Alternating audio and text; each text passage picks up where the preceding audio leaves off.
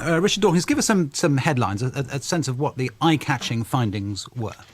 Well, I suppose the first thing is that the total number of people who identify as Christian seems to have dropped from 72 in the 2001 census to about 54 if our sample is reliable now.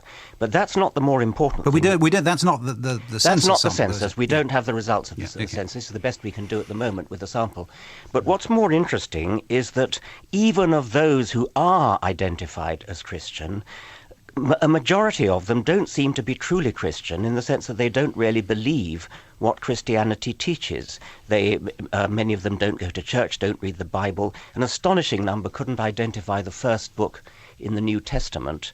They don't believe Jesus is the Son of God. All sorts of things indicate that although even the 54% who identify as Christian, even most of those are not really Christian at all. They just tick the Christian box, perhaps because they've been baptized, perhaps because their parents were Christian. They actually don't think like Christians. And so all the propaganda that uses census data and says, this is a Christian country, therefore we must have faith schools, we must have bishops in the House of Lords, and so on, is now, the rug is pulled out from under that. Giles Fraser.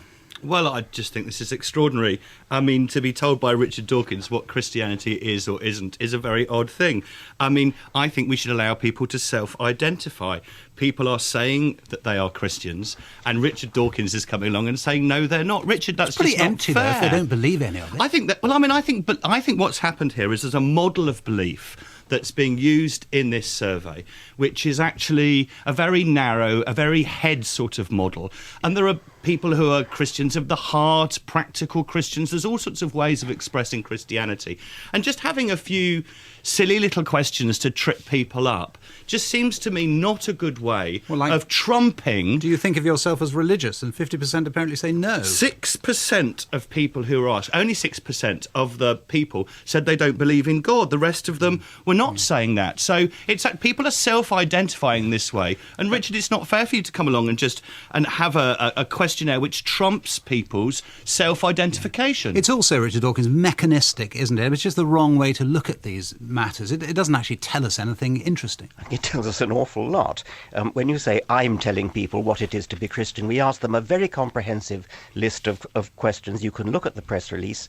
It would be very hard for anyone to deny that many of these questions, most of these questions, are fundamental to the Christian religion. But you're saying they're not Christians even if they think of themselves as Christian. You know what they are, even though they tell you I'm not presenting my opinion here. This press release is offered to people to look down it and say, look, these people who call themselves Christians actually don't read the Bible, don't go to church, don't believe Jesus was the Son of God, don't even know what the first book of the New Testament is. But Richard, it's up to you to make up your mind whether you think they're Christian. Don't ask me. My opinion is not relevant. Richard, if I said to you, what is the full title of The Origin of Species?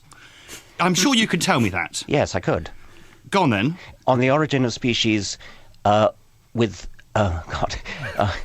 Origin of Species, there is a subtitle with respect to the preservation of favoured races in the fight in the struggle for life. You're the high pope of Darwinism. Not bad, and I'd give him some justice. But if you asked people who believed in evolution what that question, and then you came back and said 2% got it right, it would terribly easy for me to go, they don't really believe it after all. It's just not fair to ask people these questions. They self-identify as Christians, and I think you should respect that.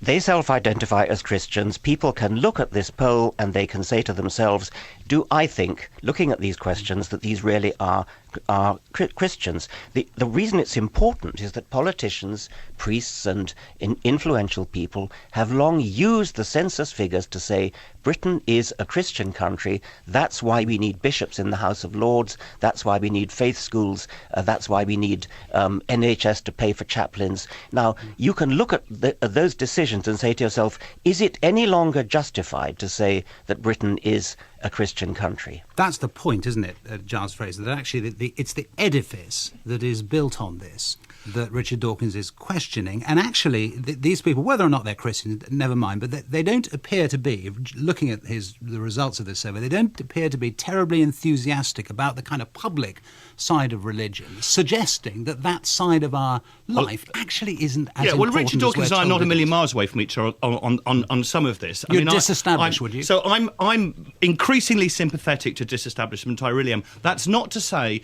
that we should try and purge religion from the public realm.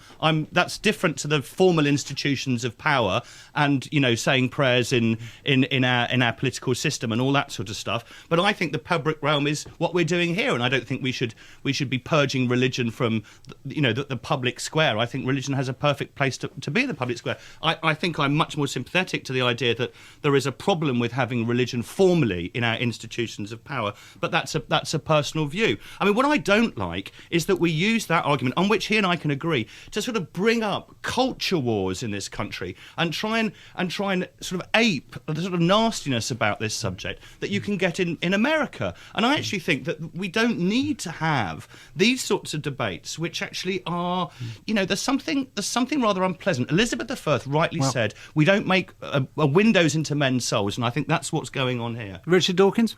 Well, a window into men's souls, I suppose that's what any opinion poll is, and that, I suppose, is what the census is too. Yes, but I suppose the question is why you ask the question and why you press this with such vigour. I would have liked to have had no religion question in the census at all, and I campaigned against having a religion question. Given that there was a religion question, we foresaw that the answers to the religion question would be misused as they were after the previous census. And so it was very important to clarify the real meaning behind the religion question in the census, given that, unfortunately, the census asked a religion question at all.